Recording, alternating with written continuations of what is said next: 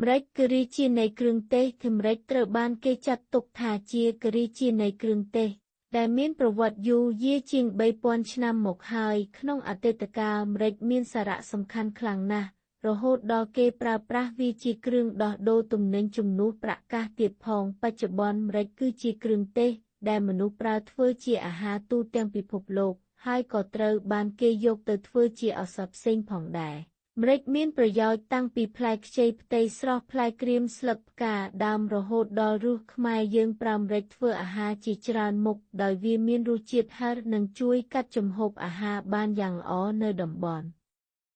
ខ្លះរហូតដល់យកផ្លែម្រេចខ្ចីធ្វើជាអន្លក់នំបញ្ចុកទៀតផងគុណប្រយោជន៍របស់ម្រេចខ្ចីនិងម្រេចខ្មៅមានច្រើនប្រការណាស់ដូចជាជួយឲ្យដើរខ្យល់ព្យាបាលអាការហើមពោះស្ទះខ្យល់កម្ចាត់ស្លេស្មៃក្បួនតម្រាបុរាណនិយាយថាម្រេចគឺជាថ្នាំចម្រើនអាយុទៀតផងម្រេចខ្ចីមានប្រេងហឹរជួយរំលាយអាហារពេលយើងបរិភោគទៅធ្វើឲ្យស្រួលពោះម្រេចខ្ចីជួយបំបាត់ការឈឺក្បាលឈឺសន្លាក់ព្យាបាលអាការរាគរូសជួយឲ្យដេកលក់សម្រាលអាការយឺតហត់ក្អកតើបនិងជាថ្នាំជំនួយធាតុផ្សេងក្នុងខ្លួនក្រៅពីផ្លែផ្នែកផ្សេងទៀតរបស់ម្រេចក៏មានគុណសម្បត្តិផ្នែកឱសថដែរស្លឹកម្រេចព្យាបាលអាការចុកសៀតរមួលពោះផ្ការបស់វាមានជាតិហឹរក្តៅជួយព្យាបាលភ្នែកក្រហមបណ្ដាលមកពីសម្ពាធឈាមឡើងខ្ពស់ដើមរបស់វាជួយកម្ចាត់ស្លេស្មៃឬមានរសជាតិហឹរក្តៅជួយឲ្យខ្យល់ក្នុងពោះវៀនដើរស្រួលព្យាបាលឈឺពោះកាត់ខ្យល់វិលមុខនិងជួយរំលាយអាហារ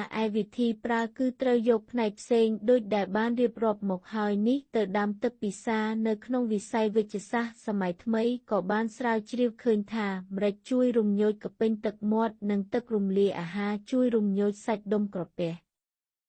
និងពោះរៀនឲ្យធ្វើចលនាយ៉ាងទៀងទាត់ករណីនេះមានន័យថាវាជួយឲ្យប្រព័ន្ធរំលាយអាហារនិងប្រព័ន្ធបន្ទោបង់ធ្វើការបានល្អប្រសើរអ្នកស្រាវជ្រាវក៏បានរកឃើញផងដែរថាម្រេចអាចទប់ស្កាត់ការលូតលាស់នៃមេរោគមួយប្រភេទនៅក្នុងប្រព័ន្ធដង្ហើមដែលស្របគ្នានឹងទង្វើរបស់មនុស្សបុរាណដែលនិយមកម្រេចទៅប្រើកម្ចាត់ស្លេស្មៃនិងព្យាបាលក្អកបើចង់ដាំម្រេចដោយខ្លួនឯងក៏មិនលំបាកដែរព្រោះម្រេចអាចដាំដោយយកត្រួយទៅដោតដាំក្នុងដីដូចដាំលូដែរគុណប្រយោជន៍រីជូតអាហាររបស់ម្រេចខ្ចី100ក្រាមថាមពល94គីឡូកាឡូរីប្រេង2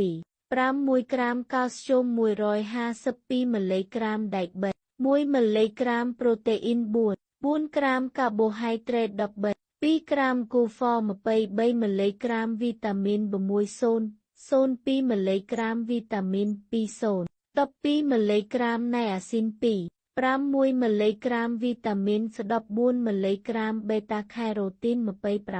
82រីម្រេចខ្ចីជួយរំលាយអាហារម្រេចខ្ចីគ្រាប់តូចឆ្អែតតម្រៀបគ្នាជាចង្កេះវែងនេះមានប្រយោជន៍ផ្នែកច្រើនណាស់វាជាអាហារផ្ដល់ថាមពលខ្ពស់និងសម្បូរកាល់ស្យូមហើយចែមានបេតាខេរ៉ូទីនហ្វូស្ហ្វ័រដ៏មានប្រយោជន៍ចំពោះរាងកាយផងប្រេងក្រោះក្នុងម្រេចមានគុណសម្បត្តិជួយរំលាយអាហារនិងធ្វើឲ្យស្រួលពោះវាជួយសម្រួលអាការឈឺក្បាលឈឺសន្លាក់និងព្យាបាលអាការរាគរូសម្រេចខ្ចីមានសារធាតុ Papain ដែលមានក្លិនឆួលប្រហើរព្រមសារធាតុ Chavasin ដែលមានរសជាតិហឹរសារធាតុទាំងពីរមុខនេះគឺប្រឆាំងរ៉ាឌីកាល់សេរីជួយការពារមហារីកនិងមានអានុភាពរំញោចសរសៃគុណសម្បត្តិដ៏ឆ្នើមរបស់វាមួយទៀតគឺរំលាយសារជាតិពុលក្នុងរាងកាយ